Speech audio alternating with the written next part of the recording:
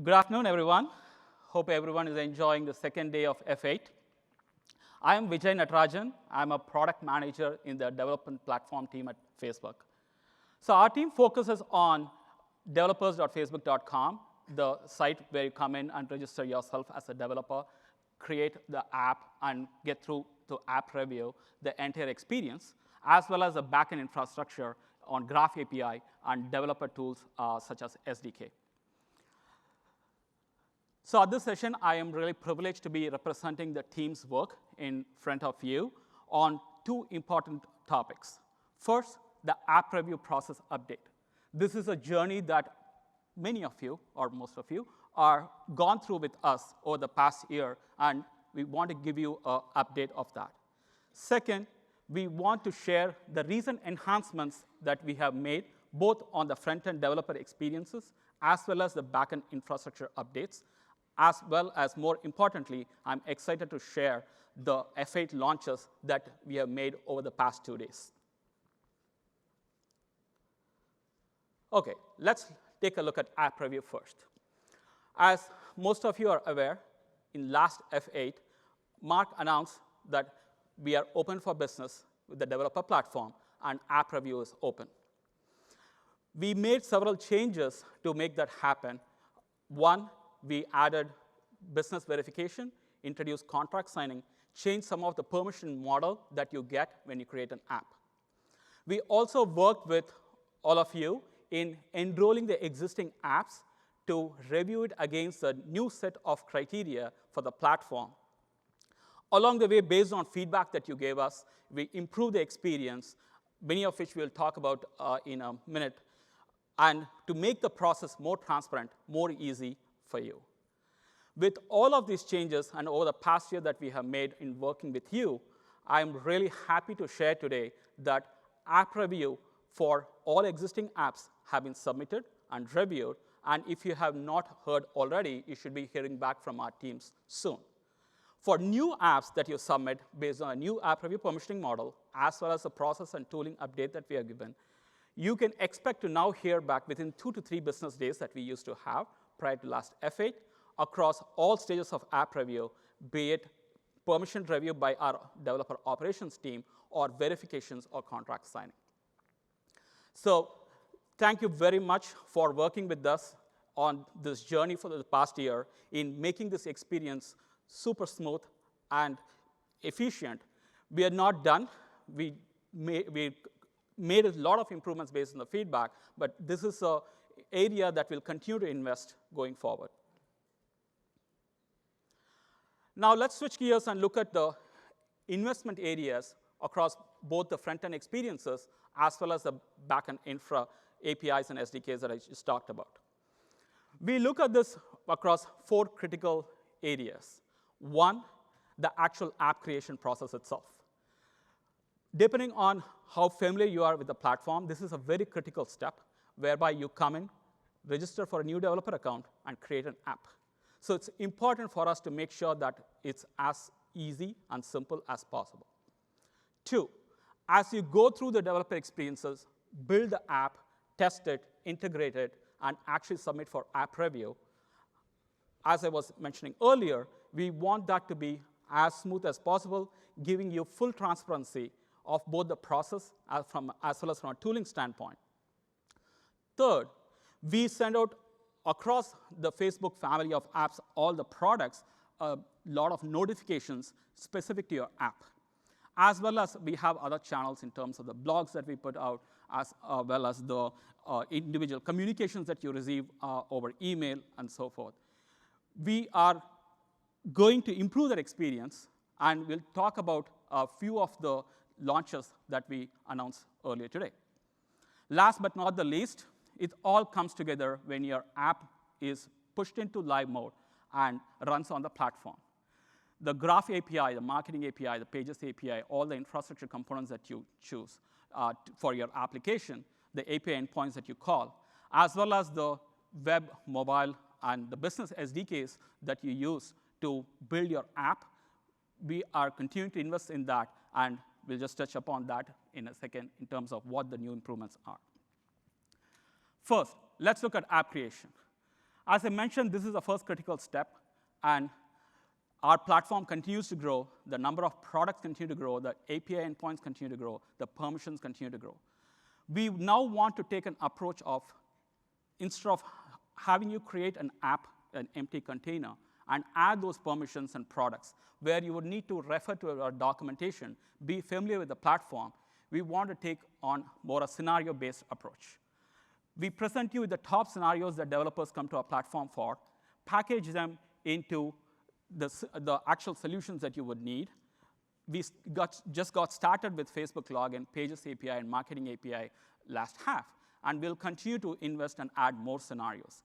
What this allows you to do is, if you are an early-stage developer, you can come in and start with one of these out-of-box scenarios. The permissions that are required for the endpoints that are required are automatically packaged for you, and you just go through the experience as a scenario-based app composition, as opposed to having to add each and one of them ad hoc. The second thing we made it easier during the app creation phase is added a handy resource guide. This is available to you at your fingertips anytime in the app dashboard on the right navigation, where you can bring up this resource guide that walks you through all the phases of your app journey. From getting started, what products are available, what permissions if you need to refer to them, to how to integration test your app when it's in dev test mode, using the different tools we have, like Graph API Explorer, the debugger, the upgrade verification tool, and so on and so forth. And then the actual app review process itself in the stages that are involved, depending on the application, depending on the developer type you are, what sets of requirements that you need to go through for app review. And lastly, what does go live mean? In terms of once you have gone through app review and you've gotten approved for it, once you switch to live mode, how does your app behave? All of these are available to you at any point in the app dashboard, regardless of which particular dashboard you might be looking in, as a quick, handy reference. Now let's look at app review. Over the course of the last year, as well as in going forward, one of the key tenets for us is transparency. Transparency in terms of what you are expected to do before you submit the review. Transparency in terms of the process that we have put together to make it better and the different stages involved. Transparency in terms of the action items that you need to take in order to get the process along. Towards this end, we added status info within the app dashboard itself, where you can see the series of steps that needs to happen for app review, where your app is in that process, and what action items that you need to take. In some cases, it is action items on our end, and we show that too. For apps that are owned by business accounts, we have introduced auto verification of businesses. So we can now look at your submission, check against your business validity against publicly available information, and automate the process. This helps in two ways. One, it reduces the false negatives. Two, it actually helps us with the turnaround time that I mentioned earlier. This is available now in the US market, and we plan to roll this out across all of our markets. So no matter where you are and where you create your app, you would now have much faster turnaround time when it comes to business verification. In the eventuality that, say, we need more information from you, or some information is incorrect and you would want to correct, we now give you the actual specific reason why your app might get rejected, or why particular your business identity couldn't be verified. We give that information in the dashboard as well, so allowing you to make amends quickly. Again, across all of this, you will see that we are improving the backend processes, we are making it more transparent upfront, and we want you to feel that you are part of the journey with our Facebook teams in taking your app from development to live mode in as quick and easy steps and seamless as possible.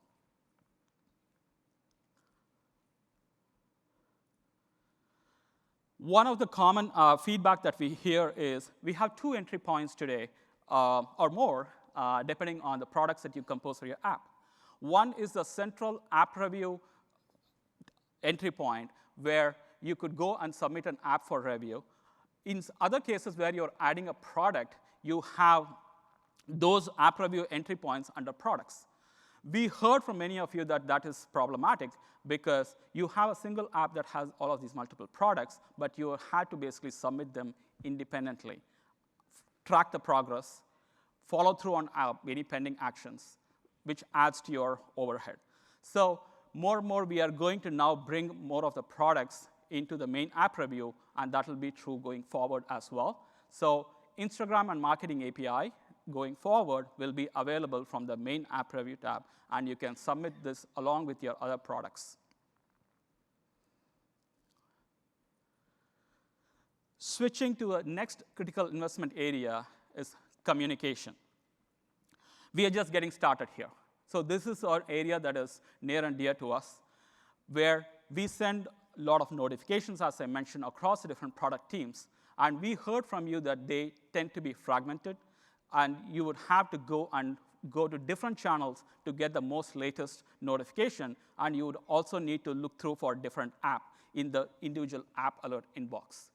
We are now centralizing all of that under Jewel notification within the app dashboard, whereby you could just go to the app dashboard, bring up the notification tab, and see all the notifications that has been sent across all the apps, and it's available to you from one single central location.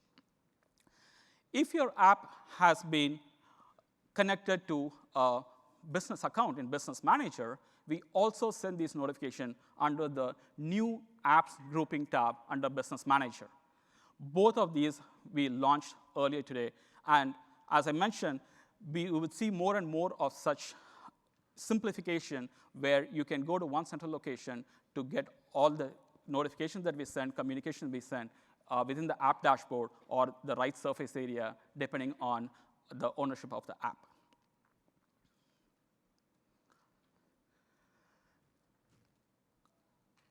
Going into more about the communication work stream, this has been a long-standing feedback from many of you where you want to get the most up-to-date information.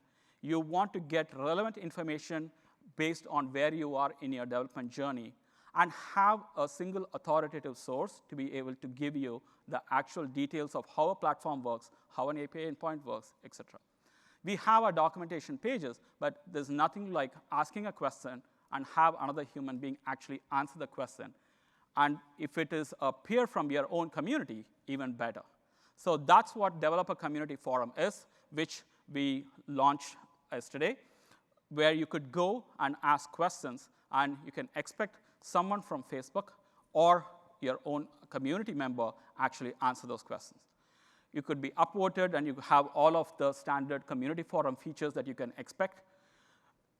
This is definitely a V1 launch, so make use of this. Tell us how it works for you. Tell us how it doesn't work for you and what we can do better, and we'll continue to iterate over this and make this as useful and relevant for you going forward.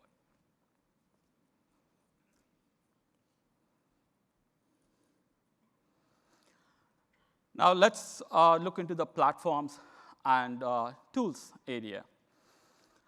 One of the things that you might have noticed that we released in last half was to bring more transparency into the platform and how your app is actually treated in runtime. We introduced this notion of a business use case rate limiting system.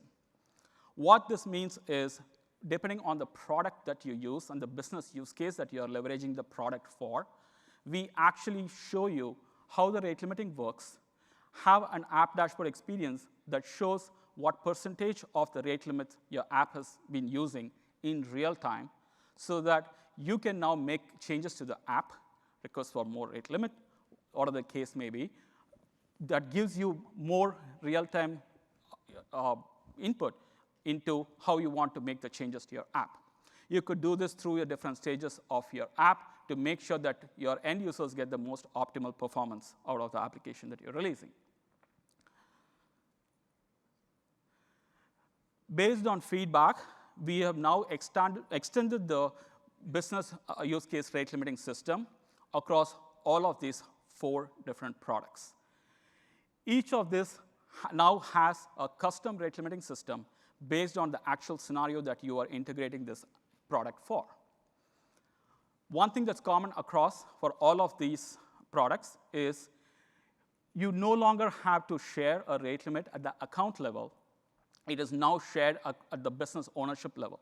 So if you have one app that is tied to one business, it gets its own rate limit. If you have multiple apps owned under a business, they share those rate limits. So no longer you need to be where you are at the mercy of a common rate limiting system at the account level that you are delivering for multiple businesses and all share the same rate limit, giving you a suboptimal experience depending on where one app might get a lot of traffic and other might not. Thank you very much. For Instagram business, we no longer do the rate limiting based on number of users of the product. We base it based on number of the impressions delivered.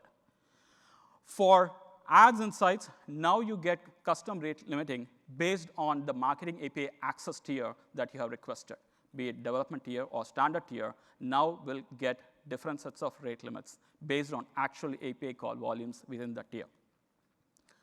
For Messenger Pages integration scenarios, you no longer have to rely on Pages API's rate limits. Now the page admin could go and say, I want Messenger specific rate limits using a special control in the admin tab, and you customize that experience.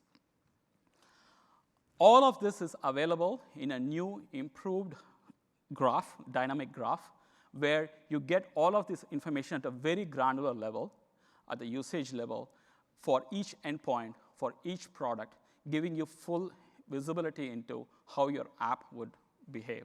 And as I said, you can now optimize your app composition to say you can have just one product added to an app and have it tied to one business, and then have a dedicated rate limit for that particular app that is not shared with other businesses.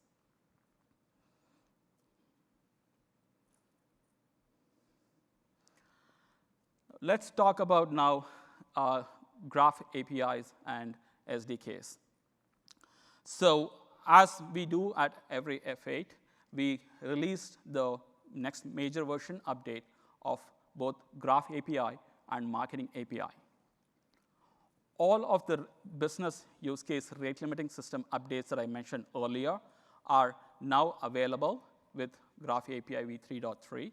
And going forward, you would see that it will be available in other versions as well. For Marketing API, we have now added the ability where ads that drive more store traffic based on the mention of the stores in pages. We will have a support for that in the next version, where you can leverage that specific scenario. Again, this has been a long-standing ask that we added to this release. We have refreshed all the mobile SDKs and the business SDK. Specifically for the iOS SDK, we have now added type safety check, code-based reuse, and Swift interoperability. So this allows you to now focus on building your app without having to worry about the data type checks and unintended consequences. Business SDK is a new SDK that we released in last F8, and we'll continue to add more business scenarios that are cross-cutting across the multiple business products we have, as well as take a more solution-oriented scenarios as opposed to individual packaging of different products. We have refreshed that as well, and you will see that now releasing that more often, continuous iteration cycle.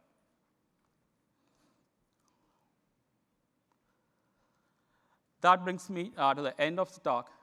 So going back again to the focus areas that I mentioned, we are just getting started there across app review, communication, the platform SDK, and giving you better transparency, visibility into how the platform works across all the stages of the developer journey. So we want you to take advantage of this. Give us feedback, work with us, leverage the community forum to ask your questions, and continue to make the Facebook platform better. Thank you very much for your time, and if you have any feedback, do submit them. And if you have not already, please stop by the Developer Journey booth, and we'll be more than happy to take your questions, point you to the right resources that come along the way. Thank you very much for your time.